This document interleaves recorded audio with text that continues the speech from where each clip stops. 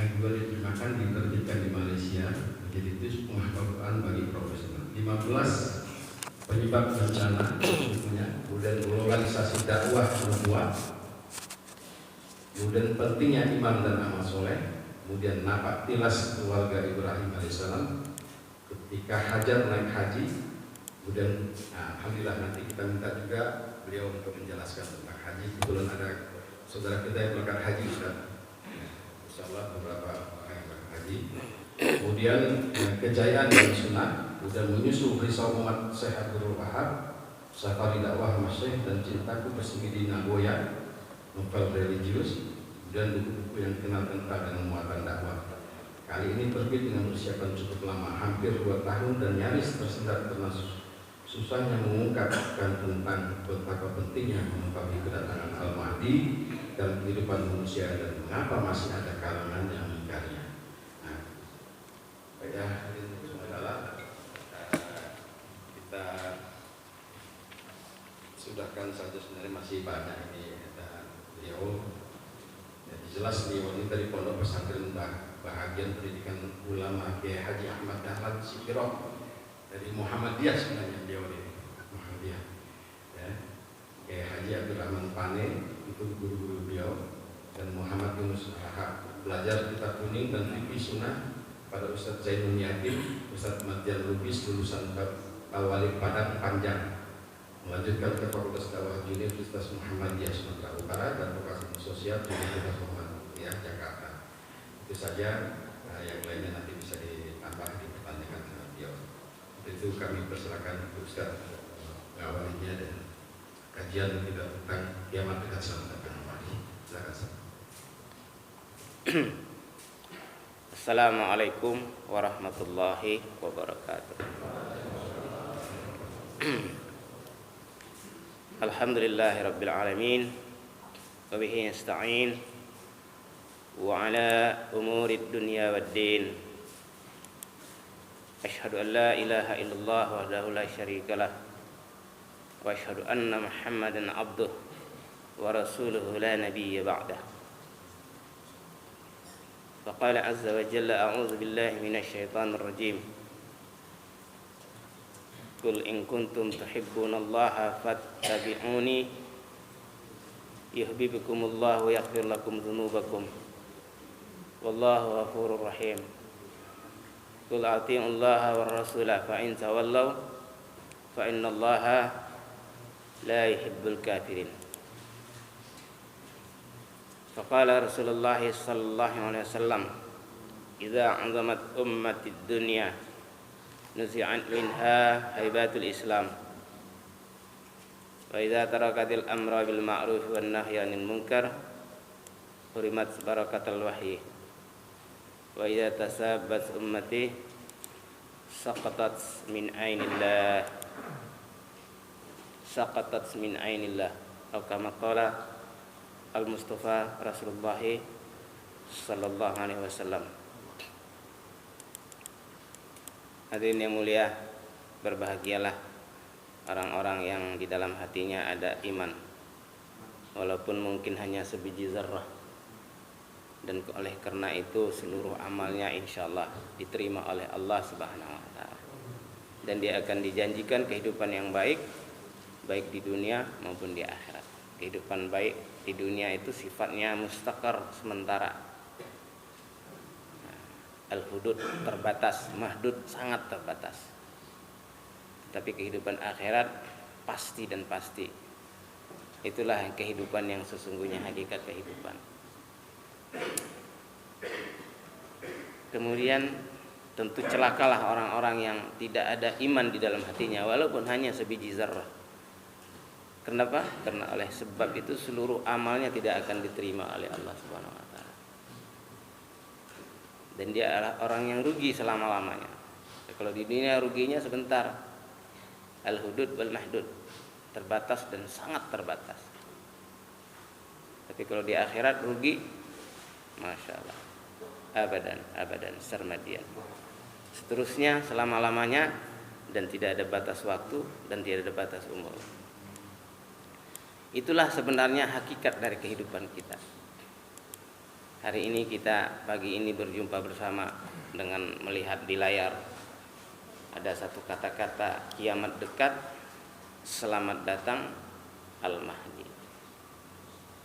Kiamat dekat.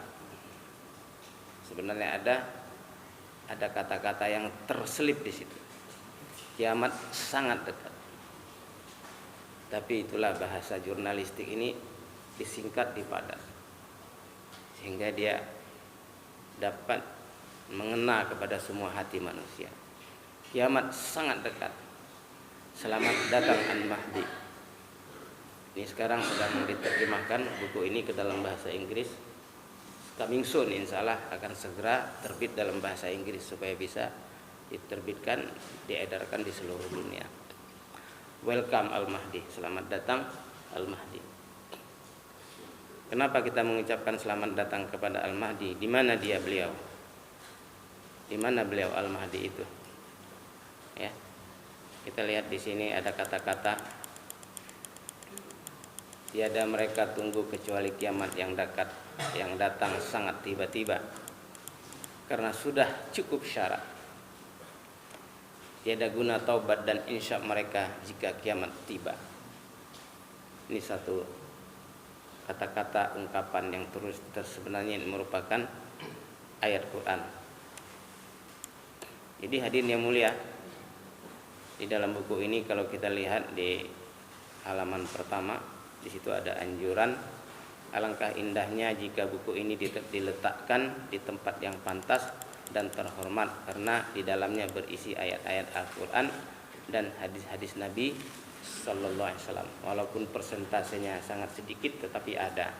Nah, kalau kita hormati, kita takzim kepada kitab suci Al-Quran dan hadis secara formal, maka secara informal dia akan ada di dalam hati kita. Mudah-mudahan Allah berikan kepada kita kepahaman melalui bedah buku ini. Adapun bedah buku, sebenarnya ini adalah bedah yang sesungguhnya adalah bukan bedah, tetapi adalah kupasan, ya, kupasan. Karena maksud daripada bedah di sini adalah mengupas dan membahas, ya, daripada maksud daripada isi buku ini. Di dalam buku ini lebih kurang 213 halaman, dan kemudian referensinya ada lebih kurang 113 kitab yang saya baca, yang saya bolak-balik, termasuk dokumentasi pribadi. Karena saking hati-hatinya, jadi ini buku saya terlama. Dulu buku-buku yang lain saya menulis mungkin 6 bulan, ya, 4 bulan juga. Bahkan ada yang nulis novel cuma 2 bulan sudah selesai. Karena novel itu bersifat mengarang, inspirasi saja. Tapi kalau ini harus membuka data-data. Karena saking hati-hatinya, ya saya bertanya juga kepada ulama-ulama, ya, pada ustaz-ustaz, kiai-kiai. Ya, akhirnya jadilah buku ini selama lebih kurang 2 tahun. Dan buku ini juga diucapkan selamat lah lebih kurang, dikomentari ya oleh 2 ulama, ya. Yang pertama adalah Kiai Haji Huzairon rahimahullah, yang kira-kira sebulan yang lalu baru wafat. Ya, beliau ini adalah pemimpin pondok pesantren Al-Fatah di Timboro, Jawa Timur. Nah, ada muridnya lebih kurang 18.000 orang di tengah-tengah tanah yang sekarang mencapai 40 hektar, dan muridnya hampir dari semua negara. Ini mungkin pesantren yang sekarang sedang mendapat rahmat Allah SWT. Dia mengatakan, alhamdulillah, dengan terbitnya buku Kiamat Dekat Selamat Datang Al-Mahdi ini seakan telah menjawab keraguan-raguan sementara orang, padahal sudah merupakan akidah umat Islam bahwa Al-Mahdi sangat diyakini kehadirannya. Kemajemukan masyarakat kita tidak dapat dijadikan alasan untuk tidak meyakini kehadiran pemimpin kebaikan pada umat di akhir zaman. Jadi walaupun terjadi khilafiyah, beda-beda pendapat tentang Al-Mahdi, itu tidak bisa dijadikan alasan untuk kita tidak meyakini kehadirannya. Saya sangat gembira apabila buku karya Ustaz Abdurrahman Lubis ini menjadi bacaan setiap anak generasi kita, sehingga meningkatkan kefahaman yang lebih sempurna tentang al-Islam. Salam ta'zim, Kiai Haji Uzairon, pemimpin Pondok Pesantren Al-Fatah Jawa Timur, Temboro, Jawa Timur. Yang kedua dari Kiai Haji Muhammad Arifin Ilham. Beliau mengatakan, subhanallah alhamdulillah, hidup dalam suasana penuh berkah. Seluruh penduduk dunia ini adalah kerinduan cita-cita asasi bagi hamba yang beriman, yang selalu bermujahadah dalam ibadah dan dakwah di jalannya. Karena itulah kehadiran Imam Al-Mahdi bukan khayalan, pelipur lara dari keadaan sedih, hina dan kalah, tetapi kehadirannya adalah keniscayaan yang dinanti-nantikan demi hidup dalam naungan kebenaran dan kemuliaan. Alhamdulillah, membaca buah tangan Kanda Ustaz Abdurrahman Lubis, kerinduan kita menjadi bersiap-siap menerima kehadirannya. Allahu Akbar, jazakumullah Kanda fillah. Salam mahabbah, Ustaz Muhammad Arifin Ilham. Jadi saya anggap cukup dua orang ini mewakili ulama ahli dakwah dan zikir, dan ulama ya ahli zikir juga. Kalau dulu buku saya Sorotan Al-Quran dan As-Sunnah itu langsung diterima dan dikomentari oleh MUI Pusat, ya, Sekjen MUI Pusat, Bapak Dr. Andes Iwan Sam.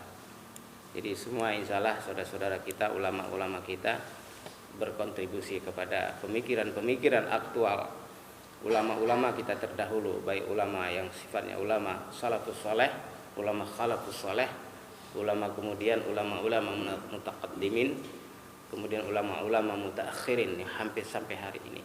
Setiap 100 tahun Allah menurunkan seorang mujtahid, seorang pembaharu, bukan membuat Islam menjadi baru, tetapi memperbaharui lagi ajaran-ajaran Islam yang sudah dipreteli dan diusangkan oleh umat manusia karena kebodohan dan kejahilan mereka. Karena kecintaan mereka terhadap dunia, mereka mengutaati ayat Quran dan hadis-hadis Nabi, sehingga umat akhir zaman menjadi rusak. Dan Allah lahirkan mujtahid-mujtahid untuk membenarkan, membersihkan kembali virus-virus yang masuk itu. Alhamdulillah sampai hari kiamat insyaallah Al-Quran ini dipelihara oleh Allah Subhanahu wa taala. Inna nahnu nazzalna dzikra wa inna lahu lahafizun wa laqad yassarna al-Qur'ana lidzikri fahal mim muddakir. Banyak ayat-ayat yang menjamin turunnya Al-Quran ini dan dijaga, diprotek oleh Allah Subhanahu wa taala. Sehingga walaupun semua hafiz Quran dibunuh, semua mushaf ini dibakar habis, tapi masih ada Lauhul Mahfuz, masih ada fi Lauhul Mahfuz. Ya, itu adalah ayat-ayat Quran yang di dalam tabungan dan khazanah Allah Subhanahu wa taala tidak bisa mungkin diutak-atik. Maka barang siapa ikut Al-Quran dan tidak hanya setengah iman, setengah kafir, maka dia berhak mendapatkan surga. Tapi apabila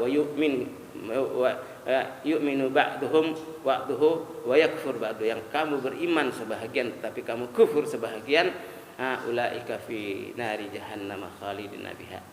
Walladzina kafaru, orang-orang beriman, yatamatta'u, mereka hidupnya bersenang-senang di dunia. Wa yakuluna kama takulul an'am, dan mereka makan seperti hewan makan, enggak pandang halal haram, sikat wae. Wan naru maswal lahum, dan neraka jahanam tempat mereka yang sesungguhnya. Nauzubillah min dzalik. Mari kita mulai. Sebenarnya buku ini tidak cukup hanya dibahas-bahas seperti ini. Nah, karena ini sebenarnya mengulangi, sama juga kita membaca lebih kurang 100 kitab. Tapi karena topik inilah adalah sangat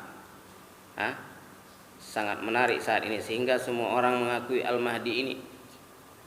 Ya, kalau kita baca di dalam di dalam riwayat, begitu banyak orang yang mengakui bahwa dari kalangan malaikat lah nanti turunnya Al-Mahdi itu.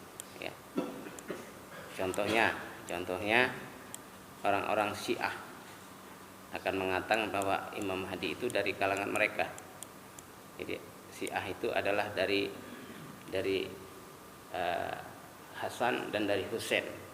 Dia katakan dari keturunan Hasan dan dari keturunan Husain. Nah, sementara orang-orang Ahmadiyah mengatakan Ahmadiyah itu, Ahmad itu adalah Ghulam Ahmad yang lahir di India. Sekarang sudah meninggal tentunya. Jadi kalau kita ikutkan Ahmadiyah berarti Imam Mahdi sudah meninggal. Sedangkan kita sekarang sedang mengurus kedatangan Imam Mahdi, tapi mereka Imam Mahdinya sudah meninggal. Karena Ghulam Mirza itu sudah meninggal dunia. Dan banyak lagi pengakuan-pengakuan ya. Karena kefanatikan mereka, ya kan. Karena kefanatikan ataupun as-sabiyah ya, rasa apa namanya? Rasa ta'assub. Ada saya sedikit membuat kesimpulan di dalam sekapur siri buku ini bahwa kemunculan Imam Mahdi atau Al-Mahdi sebagai pemimpin akhir zaman semakin diambang pintu sudah menjadi akidah dan keyakinan umat Islam. Artinya tidak ada keraguan sedikit pun tentangnya. Meski ada golongan masih bersikukuh menganggapnya sebagai satu mitos. Mereka ingkar, yaitu segelintir pemikir dan penulis zaman ini yang menuduh bahwa hadis-hadis tentang Al-Mahdi sebagai tanaqud. Tanaqud itu adalah salah satu istilah di dalam ilmu hadis. Kalau seseorang belajar ilmu hadis tentu dia paham maksud tanaqud, yaitu bertentangan satu sama lain ataupun batil. Ya. Jadi mereka menganggap hadis tentang Al-Mahdi itu adalah hadis yang tanaqud, sehingga tidak dipercayai, tidak siqat, tidak jujur perawi-perawinya. Sehingga dianggap itu Al-Mahdi adalah kamuflase saja, mitos, cipta fantastis saja. Nah, kemudian mereka bercerita bahwa datangnya Al-Mahdi hanya fiksi ciptaan kaum Syiah yang kemudian disebutkan dalam kitab-kitab Ahlus Sunnah yang ada.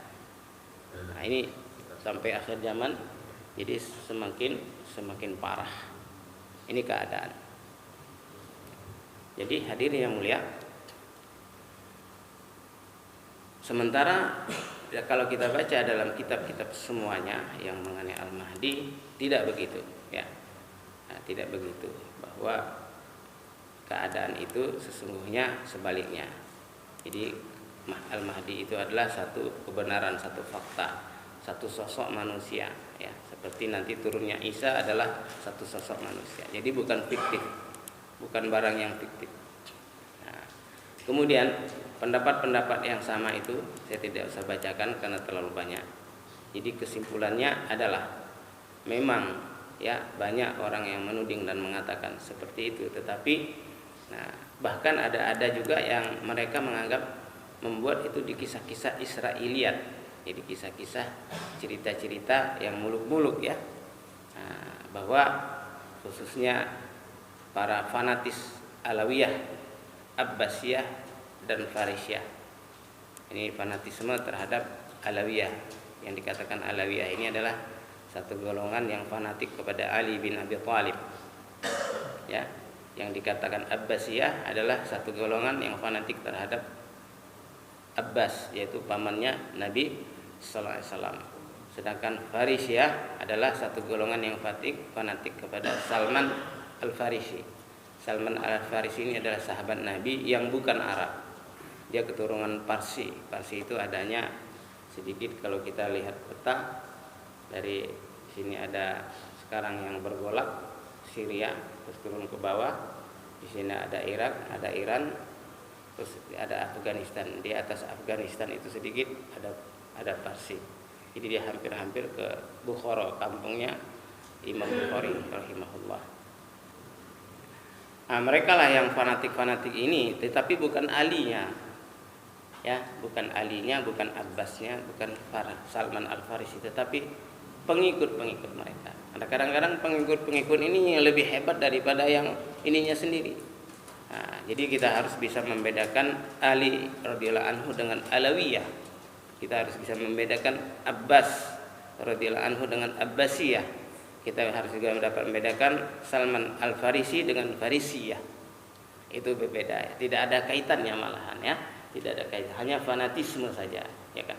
Seperti orang sekarang mengaku-ngaku, oh saya ini keluarga Bung Karno, saya ini keluarga nih, saya ini mengaku-ngaku saja, tapi tidak diikuti jalan pemikirannya, tidak diikuti. Kita juga gitu, kadang-kadang aku umat Muhammad, tapi sama sekali sunnah Nabi tidak dilaksanakan, sholat tidak berjamaah, pakaian kayak pakaian orang Yahudi, cara makan, cara berpikir, cara berbuat, cara berekonomi, nggak ada sama sekali meniru Muhammad.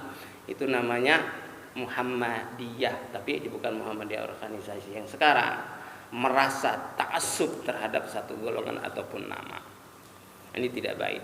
Rasulullah dilahirkan, diciptakan justru untuk memberantas penyakit-penyakit seperti ini, sehingga keumatanlah yang akan tampil kepada kita.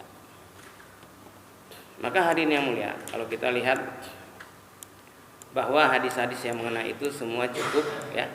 Kita lihat hadis-hadis tentang Al-Mahdi, bahwa Abu Hurairah Rasulullah bersabda, bagaimana keadaanmu jika Ibnu Maryam telah turun kepadamu dan imam kamu dari golonganmu. Begitu juga ditanya ketika saya mendengar Rasulullah bersabda, akan senantiasa ada segolongan dari umatku yang tampil membela kebenaran hingga datangnya hari kiamat. Ada sabda beliau lagi, akan turun Isa Ibnu Maryam, lalu pemimpin mereka berkata, marilah salat mengimami kami. Lalu Isa menjawab, tidak, sesungguhnya sebagian kamu adalah pemimpin bagi sebagian yang lain, sebagaimana kehormatan dari Allah. Jadi nanti ketika Al-Mahdi turun, setelah itu baru Isa Ibnu Maryam, ya, boleh juga kita katakan alaihi salam, karena Isa ini nanti turun bukan sebagai nabi, tetapi sebagai umat Muhammad SAW dan pengikut Al-Mahdi. Dan Al-Mahdi ini turun, digambarkan di dalam hadis bahwa Al-Mahdi ini turun di tahun ganjil Hijriah. Sekarang tahun berapa nih? 1435. Ya, ada kemungkinan tahun ini, atau kalau tidak tahun ini, tahun 2 tahun yang akan datang. Jadi di tiap tahun ganjil Hijriah. Dalam hadis begitu. Makanya ulama-ulama yang tafaqquh, yang mumpuni kalau bahasa kita, yang paham tentang Al-Mahdi ini, baik secara keilmuan maupun rohani dan perjuangan mereka terhadap Islam, mereka insya Allah selalu ada di Mekah dan Madinah menunggu kedatangan beliau di tahun-tahun ganjil Hijriah. Saya sudah ada berapa kali menyaksikan di sana juga ulama-ulama tersebut. Kedatangan Al-Mahdi sangat ditunggu. Maka judul ini, menunggu Imam Mahdi, ini merupakan sunnah. Mengucapkan selamat datang Al-Mahdi sebagai seakan-akan menunggu Al-Mahdi sebagai satu tamu agung yang kehormatan yang kita harus siap. Bagaimana kita menyambut kedatangan seorang pejabat tinggi negara misalnya, seorang raja, apakah tidak lebih hebat Al-Mahdi daripada mereka? Begitulah kesiapan umat Islam untuk menerima kedatangan mereka, sehingga didatang, ditunggu, disiapkan apa yang diperlukan segera. Nah, maka Al-Mahdi itu digambarkan nanti dia ditemui di Makkah. Begitu mereka 10 orang ulama yang mau berbaiat, maka dia akan lari ke Madinah. Dia tidak mengakui dirinya sebagai Al-Mahdi. Dikejar lagi ke Mekah, ke Madinah, sampai 3 kali bolak-balik. Baru satu orang ulama telah mentafakkur juga dirinya, ya, dibuka bagian belakangnya, ternyata anta Al-Mahdi, Muhammad bin Abdullah. Jadi dia adalah Al-Mahdi atau Imam Mahdi, atau dengan nama aslinya Muhammad bin Abdullah, dari uslub Bani Tamim. Nah, dari uslub Bani Tamim ini tentu saja dari keturunan Quraisy yang mulia. Jadi dan namanya persis dengan Rasulullah SAW, Muhammad bin Abdullah, persis namanya.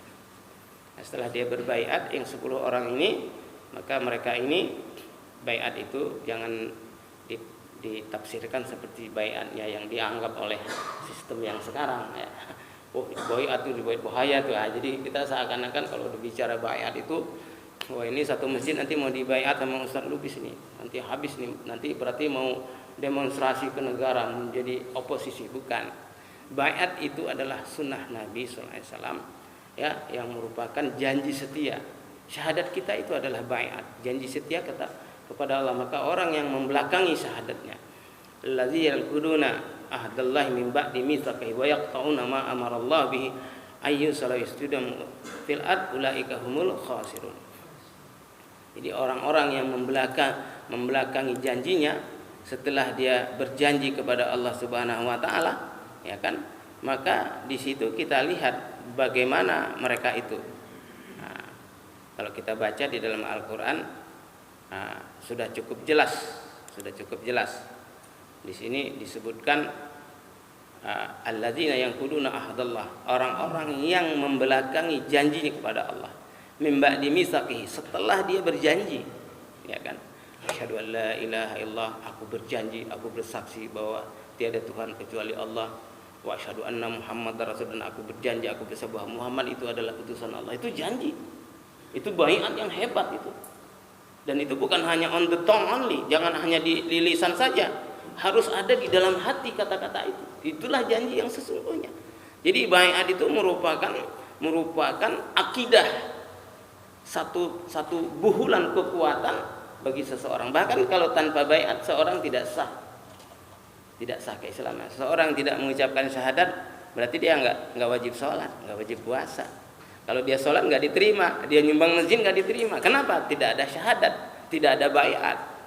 Maka disebutkan di sini alladzina yakunu ahdallahi min ba'di mitsaqi, orang-orang yang membelakangi janjinya kepada Allah setelah dia berjanji setia, wa yaqta'una ma amarallahu bih, dan mereka memutuskan apa-apa yang telah diperintahkan Allah. Apa yang telah diperintahkan Allah? Ayyusala, menyambungkan silaturahmi. Jadi syahadat itu ada haknya, Pak. Syahadat itu haknya disambungkan kepada manusia lainnya.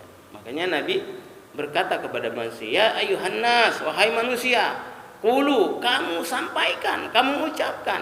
Karena qaul, perkataan itu harus mukhatabah. Qaul itu perkataan. Yang namanya perkataan itu mukhatabah, harus ada lawan bicaranya. Kalau perkataan itu diomongkan sendiri, dia itu bukan bicara, dia itu namanya ngaco. Seperti orang gila kalau ngomong sendiri ngaco kan? Ngaco. Jadi qaul di sini adalah disampaikan, didakwahkan. Makanya ayuhan nas qulu la ilaha illallah, wahai manusia, kamu dakwahkan la ilaha illallah tuflihu, baru kamu berjaya. Jadi haknya itu di sini. Ayyusolani, menyambungkan kalimat la ilaha illallah itu. Kemudian janganlah wa yufsiduna fil ard. Mereka tadi telah memutuskan silaturahmi, kemudian mereka yufsiduna fil ard, merusak, melakukan kerusakan di muka bumi. Nah, inilah orang-orang ulaika humul khasirun. Itulah orang-orang yang rugi. Ya, kalau rugi nggak usah dibahas lagi. Rugi itu apa sih, Ustaz? Nggak usah dibahas lagi dah. Ya, kalau namanya rugi, modalnya habis, barangnya nggak ada utang lagi, nipu lagi, ketangkap polisi, digebukin. Nah, itu namanya orang rugi. Ya. Jadi jangan ditanya lagi rugi itu apa sih? Nah, ini ulaika humul khasirun. Baik. Hadirin yang mulia. Maka hadis-hadis yang di dalam itu semua adalah hadis-hadis yang sahih, ya kan?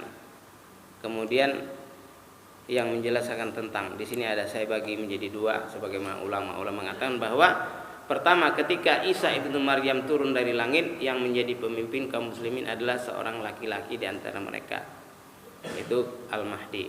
Yang kedua, kehadiran pemimpin mereka mengimami umat untuk sholat bersama. Isa ibnu Maryam yang muazzin dan Al-Mahdi yang imam. Ini bukti sebagai ciri orang soleh memimpin dan dapat menerapkan petunjuk Allah. Meski dalam hadis-hadis tersebut tak disebutkan nama Al-Mahdi secara eksplisit, melainkan sifat-sifatnya sebagai orang soleh yang mengimami kaum muslimin. Namun banyak hadis dalam kitab-kitab tersebut, ya kan, yaitu di dalam Sunan dan Musnad serta lainnya yang menafsirkan hadis-hadis tersebut dalam Sahih Bukhari dan Muslim. Bukti lelaki soleh itu tak lain adalah Muhammad bin Abdullah atau Al-Mahdi.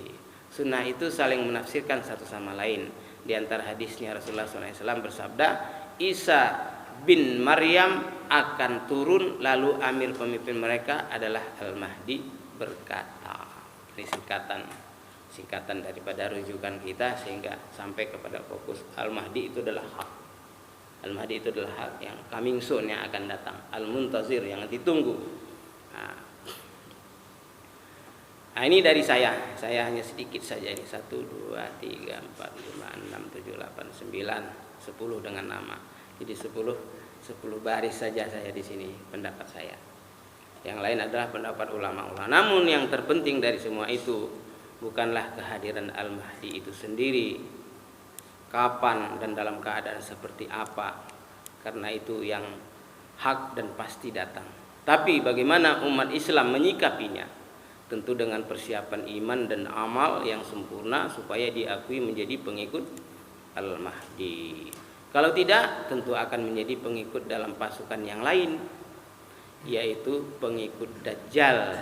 Dan pengikut Dajjal nantinya adalah dua golongan besar, kaum wanita dan ulama su' ataupun ulama yang jahat. Semoga Allah melindungi kita dari fitnah Dajjal. Nah, ini hadirin yang mulia, isi buku ini kira-kira seperti ini. Ada mukaddimah, ya kan? Jadilah orang asing di dunia, jadi orang asing, jadi bule. Kita kan dibilang orang asing bule, orang seberang. Bukan, orang asing di dunia itu orang yang asing hidupnya dari masyarakat umum, cara hidupnya. Ya.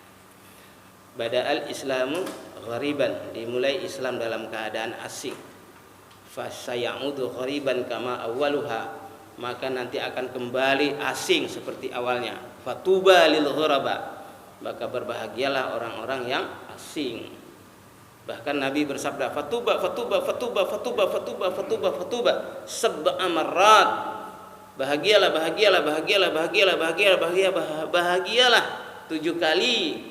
Lilladzina lam yarani, bagi orang-orang yang belum pernah melihat aku. Wa yu'minu bi, dan mereka beriman kepadaku. Wa amila misla amali, dan mereka beramal seperti amalan aku. 7 kali bahagia. Enggak kenal sama Nabi, enggak jumpa Nabi, bahkan bukan keturunan Nabi, bukan orang Arab, bukan hadarim, tapi beriman kepada Nabi, beramal seperti amal nabinya. Sab'a marat, fatuba fatuba fatuba fatuba fatuba fatuba fatuba fatuba, 7 kali bahagianya, hadirin mulia. Ini hebatnya orang asing di akhir zaman ini. Jadi kalau Bapak lihat orang asing kerjanya ke masjid melulu, mondar-mandir, dagang enggak mau nipu, hidupnya sederhana, anak istrinya hafiz Quran, ya bergaul tidak bebas, itu asing sekarang. Ikuti mereka, maka 7 kali bahagia. Tapi kalau kita yang ikut yang umum, apa yang di televisi kita tonton, apa yang dimakan orang Yahudi kita makan, yang dipakai Yahudi kita pakai, dan ikut kita bersorak-sorai kehidupan, habiskan mubazir hidup kita seperti hidupnya setan. Walladzina kafaru yatamatta'u, orang-orang kafir itu hidupnya bersenang-senang saja. Wa ya'kuluna kama ta'kulul an'am, makan mereka seperti makan hewan-hewan. Lihat mereka mencari kehidupan, kata orang Malaysia seronok. Kalau udah seronok itu lengkap lah itu. Semuanya, sambalnya sama bumbunya semua lengkap, seronok di situ. Nah, mau rumah bagus, mau tempat bagus, mau pelesiran bagus. 6 bulan Pak, keliling dunia Pak untuk maksiat.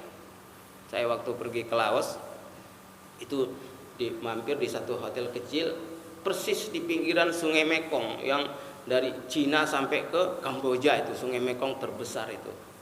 Di situ turis, kalau saya sampai di sana seperti Swiss, nggak kelihatan lagi ininya, Asianya itu seperti Barat betul-betulan. Saya pernah tanya satu orang turis, how are you fine? How much you spend your time for life like this? Berapa lama kamu untuk waktu kamu habiskan? Oh 6 months, full 6 months, 6 bulan. Jadi 6 bulan itu hidupnya kayak gitu, setengah telanjang, nentengin perempuan-perempuan yang nggak jelas siapa, makan suka-suka hati, hidup nggak ada sembahyang, nggak ada sholat, nggak ada apa, kayak begitu. Ya tamatta'u, mereka hidup bersenang-senang. Jadi umat ya, jadi ini antara lain pendapat-pendapat ulama tentang Ahmadi, ulama yang sepakat kedatangan Al-Mahdi, ayat Al-Quran tentang sa'ah itu adalah hari kiamat, ayat Al-Quran tentang Isa. Orang Kristen bukan pengikut Isa, itu dijelaskan nanti. Islam dihancurkan dari dalam, ya saat sekarang ini. Berhati iblis, berjasad manusia, itulah Dajjal. Kelima yaitu hizbiyah, bukan jamaah. Yang ada sekarang ini kita adalah hizbiyah, golongan-golongan, bersifat golongan-golongan, belum menjadi jamaah. Atau dengan kata lain yang ada sekarang adalah jamiah, belum jamaah. Atau dengan kata lain adalah organisasi-organisasi. Tapi secara jamaah umat ini belum terbentuk. Kalau yang dikatakan jamaah itu dari barat ke timur, sama pikirnya, sama kerjanya, sama amalnya, sama ibadahnya. Enggak pakai asobiah lagi. Kalau saya pergi ke Mekah lihat tuh, kalau udah ada jamaah Indonesia, ya, jamaah haji itu dibikin pakai jaket, di belakangnya tulis Jamaah Haji Indonesia. Itu saking rasa cintanya kepada Indonesia, itu tidak salah. Tetapi tidak perlu lagi kalau udah sampai di depan Ka'bah semua pakai ihram, semua di situ dengan walaupun kulit hitam, kulit putih, kulit merah, bahasa Arab, bahasa Inggris, apa semua umat Nabi itu di situ sama. Hanya Allah saja. Nggak perlu sebentar kering, halo, ma, saya lagi depan Ka'bah ini, nggak perlu lagi. Kita kontak kepada Allah. Sampai-sampai ada iklan sekarang, jangan lupa kamu ini nomor free cas, nggak pakai cas, jadi nggak pakai pulsa nelpon, katanya diiklankan itu sama perusahaan tertentu supaya nanti nelponnya dari Ka'bah ke rumah, dari Arafah ke rumah, dari Safa Marwah.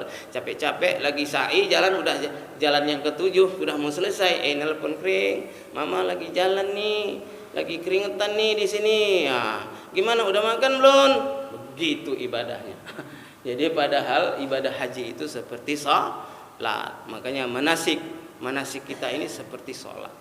Kalau kita sholat, Allahu Akbar, terus ada telepon, udah makan belum? Belum. Ayo cepat makan. Bapak lagi sholat nih, taruh lagi, sholat lagi. Nggak sah sholat kita. Seperti itulah haji sekarang. Macam haji itu sebenarnya syarat haji itu mabrur. Kalau nggak dapat syaratnya jadi mabur, haji mabur. Kalau tempat saya ada Haji Agustira, Pak. Anak gusuran 300. Dapat gusuran 300, kumpul-kumpul berangkat haji. Nah, itu tadi sedikit masalah ya. Kemudian ciri-ciri kiamat itu yang pertama adalah dukhon, asap ya. Dukhon ini, asap ini adalah nanti akan keluar ngebul ya. Jadi asap ini ada dua, asap yang sesungguhnya dukhon yang turun dari langit yang Allah ciptakan menggelapkan, ada lagi asap kebakaran. Akan terjadi banyak kebakaran besar, akan terjadi banyak kebakaran besar. Dan ada ramalan suku Maya. Suku Maya ini ada satu suku tertentu di belahan dunia ini yang mengatakan kiamat itu tanggal 12 bulan 12 2012. Tanggal 12 bulan 12 2012. Jadi udah pasti dustanya, karena tanggal itu sudah lewat dan kiamat tidak terjadi. Jadi itu pendusta-pendusta sudah ngomong untuk melakukan, dan bukunya sudah ada lah di situ waktu itu. Termasuk saya ngebeli juga itu, Pak. Nah, kemudian banyak lagi ya, Amerika akan bangkrut. Kufur nikmat, menolak informasi. Ini isi daripada kitab ini, saya bacakan satu persatu supaya kita seakan-akan sudah membaca kitab ini, ya kan? Perang Dunia Ketiga, ramalan kosong 2012 bumi akan hancur. Yang kedua adalah akan datang Dajjal dalam kurun 25 tahun. Agen Dajjal cengkeram Indonesia. Sebenarnya semua Dajjal itu kemana-mana mencengkeram. Karena Dajjal itu adalah fenomena. Sebelum turun sosok Dajjal yang sesungguhnya, dalam arti manusia biasa, keturunan Yahudi, matanya pitak sebelah dan rambut keriting dan agak cebol. Nah, itu Dajjal yang sebelum dia turun, maka Allah akan menurunkan 30 Dajjal kecil. 30 Dajjal ini manusia biasa, tetapi kerjanya, programnya, planningnya, makarnya seperti Dajjal. Ya kan? Bagaimana semua orang supaya maksiat kepada Allah, bagaimana semua orang supaya kufur, bagaimana semua orang supaya makan riba, bagaimana semua orang jadi penipu, bagaimana semua orang jadi pezina, bagaimana semua orang supaya mabuk keduniaan, mabuk kepayang, minum khamar dan lain-lain sebagainya. Kalau ada yang seperti itu berarti dia adalah di antara yang 30 Dajjal kecil itu. Jadi Dajjal tidak masuk kota Madinah. Haramain, dua tanah haram atau dua tanah kehormatan atau dua tanah kemuliaan ini diharamkan. Ya, Dajjal itu nanti keluar dari Khurasan. Khurasan itu adalah India bagian selatan. Dia keluar dari situ masuk ke Afghanistan. Dari Afghanistan dia jalan lagi masuk ke Iran. Iran masuk ke Irak. Irak masuk ke Kuwait. Dari Kuwait dia masuk ke Najd. Najd itu adalah yang sekarang apa namanya? Ibu kota Saudi apa? Riyadh. Nah, Riyadh itu adalah Najd. Nabi pernah bersabda di satu ketika Nabi sedang berdiri di depan Ka'bah. Dan Nabi mengatakan hunaka Yaman, di sana Yaman. Maksudnya negeri Yaman. Wa hunaka karna syaitan, dan di sana adalah tanduknya syaitan. Dia menunjuk dengan tangan kirinya di Najd yang sekarang. Itu Riyadh. Disitulah nanti akan akan sampai Dajjal laknatullah alaih. Dan ketika dia mau masuk ke Madinah, maka malaikat akan membuat pagar betis dan Dajjal tidak akan bisa masuk. Dia orang-orang beriman di akhir zaman nanti akan diselamatkan ke Mekah Madinah. Sisanya, siapa sisanya? Itu pengikut Dajjal. Siapa pengikut Dajjal? Kaum wanita dan ulama su'. Rame-rame nanti kaum wanita, tentu saja mudah-mudahan tidak wanita yang ada di sini. Ya.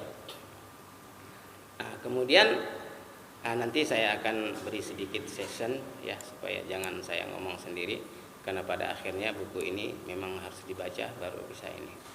Nanti ada Dabah, turunnya Isa, turunnya Ya'jud Ma'jud, gempa bumi di timur, fitnah-fitnah jelang kiamat. Fenomena keadaan yang sekarang ini. Nah, termasuk diantaranya fitnah bagaikan air hujan, 2 muslim menghunus pedang, bunuh-bunuhan tiap hari. Ya, sekarang sudah terjadi ya.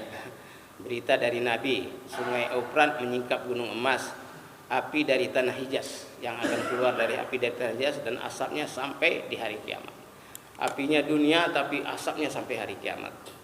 Fitnah 2 tanduk setan yang saya sebutkan tadi, fitnah Dajjal. Suku Daus menyembah Zulkhalasah, Wahabi hancurkan peradaban Islam. Musnahnya bangunan monumental Islam, Fadilah menyembah 2 pojok Ka'bah, makom Nabi, lenyapnya makom Ibrahim, pohon menangis, terbukti kerusakan Yasrib, laporan musyahadah. Nah, ini tulisan saya sendiri berdasarkan empirik pengalaman beberapa kali ke sana dan membuat catatan-catatan. Honda, Tanah Basah, Tuhlah, Syiar Islam, dakwah Syria, studi krisis tentang gerakan dakwah di Saudi. Saya melakukan studi kritis juga. Ada beberapa gerakan dakwah termasuk Ikhwanul Muslimin, ya teman-teman dari orang-orang tabligh dan yang ada gerakan dakwah di sini. Bagaimana fenomenanya itu kita angkat juga. Dan 12.000 pasukan dari Aden akan keluar, pasukan dari Aden yaitu dari Yaman bagian selatan di laut dekat laut Djibouti. 12.000 pasukan ini nanti akan keluar dari Laut Merah dan mereka lah yang akan membebaskan Masjidil Aqsa yang sekarang dijajah dan dikuasai oleh Israel. Coming soon, akan datang, tunggu saja. Jadi nggak usah ribut-ribut, ini sudah senario alai bihid, tinggal kita ngikutin filmnya. Seperti film udah selesai, muternya ini lagi muter sekarang. Sampai di mana? Sekarang muter, jadi scan-nya sampai di Syria sekarang, di Suriah yang sekarang ya. Nanti scan-nya lagi sampai lagi endingnya nanti di situ. Ya. 12.000 pasukan akan diutus oleh Allah, tentu orang-orang soleh, mujahid-mujahid, dai-dai, dan akan membebaskan Masjidil Aqsa. Begitulah kira-kira lebih kurang ya, mungkin ya semua isinya banyak di sini, kita harus baca satu persatu. Tapi saya akan menjawab, mungkin ada pertanyaan dari bapak-bapak, mungkin yang lebih terfokus ya, silakan. Silakan Bapak. Terbatas sekali waktunya dan ini sebenarnya ada buku ya dari beliau cuma ada 10. Nanti bapak-bapak yang berminat silakan. Di sini ada hadiah majalah, jadi bisa menghubungi saudara kita ini untuk dipelajari. Silakan Pak yang ingin bertanya tentang sesi ini, sangat menarik ya. Siapa Pak?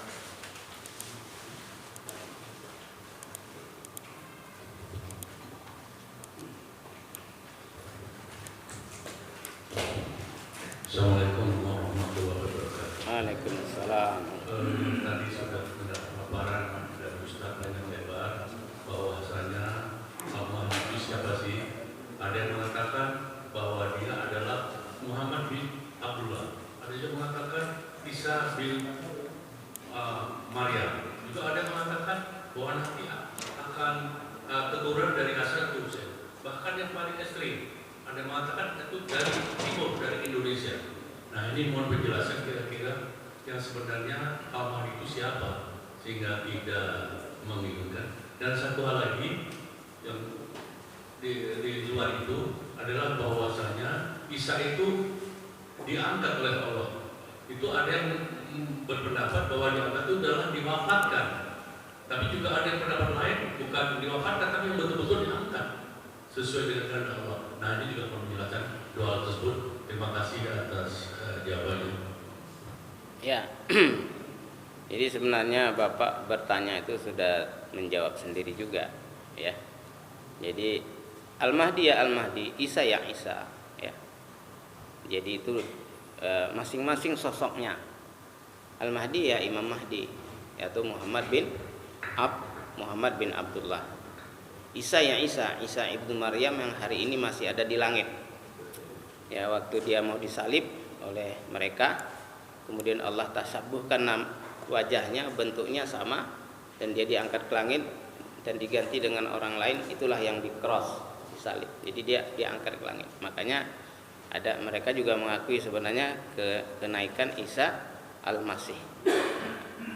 Jadi boleh aja mereka mengakuin ya bahwa Nabi Isa itu sama dengan Al-Mahdi, satu pengakuan. Boleh saja bahwa Al-Mahdi itulah dari keturunan mereka, boleh saja. Seperti kita tadi sudah referensikan bahwa ada kaum-kaum ya golongan-golongan yang ta'assub kepada Isa.